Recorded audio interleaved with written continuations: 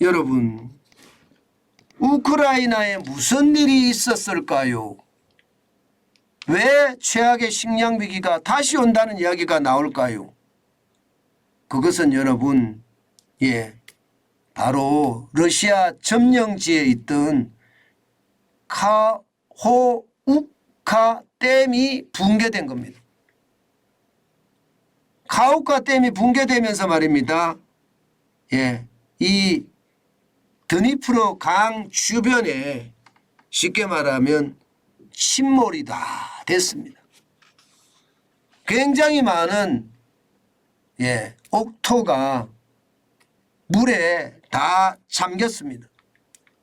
오죽했으면 여러분 1986년 4월 체르노빌 원전 사고 이후에 지금 우크라이나는 최악의 환경재난을 만났다 이렇게 이야기합니다.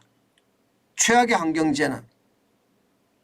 그러면 여러분 이게 카우카 댐 주변을 중심으로 해서 농업은 어떻게 될까요? 댐 뚝이 파괴가 됐습니다.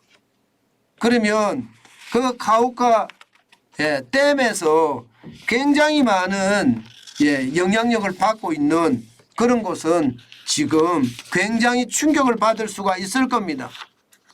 실제로 말입니다. 실제로 이야기하는 걸 보면요. 뭐 자포리자 주라든가 카우카 댐이 있는 곳이에요.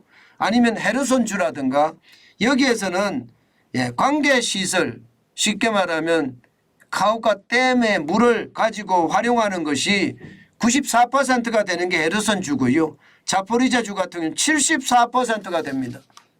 그런데 이게 댐이 폭파가 되면 어떻게 될까요? 아마 세계 곡물 시장에 엄청난 영향을 미칠 거다 하는 게 지금 유엔의 어떤 이야기입니다.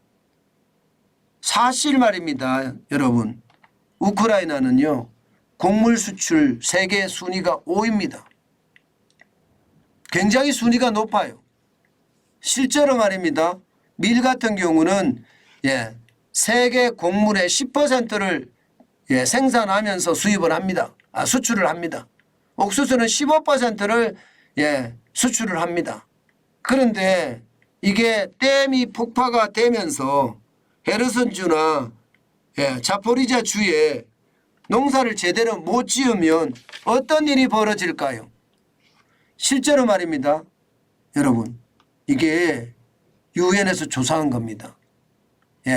실제로 지금 농경지에 3.3 내지 6%가 피해를 입었다고 합니다. 전체 농경지가 3,300만 헥타르라면요. 실제 피해 농경지는 100만에서 200만 헥타르가 되지 않겠느냐 이렇게 예상을 하거든요. 100만에서 200만 헥타르가 얼마 되는지 우리가 감을 못 잡으면요. 대한민국의 전체 농경지가 160만 헥타르입니다. 쉽게 말하면 대한민국 전체에 지금 생산하는 생산물들이 지금 카호우카 댐 때문에 피해를 입는다는 뜻이에요. 사실 말입니다. 러시아가 우크라이나를 침공하고 나서요. 이게 흑해를 막았잖아요. 흑해의 어떤 수출 물량을 완전히 막았습니다. 그 바람에 말입니다.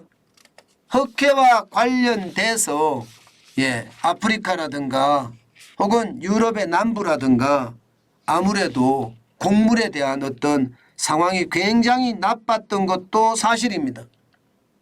그나마 말입니다. 이게 트리키예가 중재를 해서 흑해를 통한 수출은 좀 늘렸기 때문에 그나마 다행이다 이렇게 이야기하지만 이번은 상황이 다릅니다. 생산 자체를 못하게 되니까 이게 드네프르 강 주변이요. 유럽의 빵 바구니라고 이야기할 정도로 빵을 굉장히 많이 생산하는 빵이라기보다는 밀이죠. 밀이나 옥수수를 굉장히 많이 생산하는 생산지대거든요. 이게 이렇게까지 되면 진짜 어렵다 하는 이야기가 나오고요. 아마 식량도 굉장히 많이 올라가지 않을까 그런 예측까지 나오고 있는 것도 사실입니다. 그러면 얼마나 영향을 받을 거냐. 실제로 분석한 거예요. 이게 예, 제가 만들어낸 것이 아니고요. 실제로 예, 우크라이나 곡물을 의존하는 예, 세계 인구를 보니까 3억 4,500만 명이에요. 세계 인구가 78억 8,800만 명이라고 잡았을 때 3억 4,500만 명은 4.4%에 해당되는 예, 예, 규모이기도 합니다. 이게 여러분 결국 말입니다. 예, 만약에 여기에서 문제가 생기면 식량 가격 또 한 번 예, 식량 위기라는 이야기가 또 나올 법합니다. 지금 상태라면 당연히 나올 수가 있을지도 몰라요. 게다가 이게 1, 2년 만에 복구되는 것도 아니고요. 이게 복구되는 시간이 굉장히 오래 걸릴 거예요. 복구되는 시간이. 그렇게 됐을 때 여러분 그 피해는 진짜 어마어마하지 않겠습니까? 안 그래도 세계 인구는 많이 굶고 있거든요. 진짜 많이 굶고 있거든요. 그것을 감안해 보면 지금 이게 올라간다는 건 그만큼 말입니다. 최악의 상태가 돼 간다. 그런 이야기를 저는 할 수 있다고 봅니다.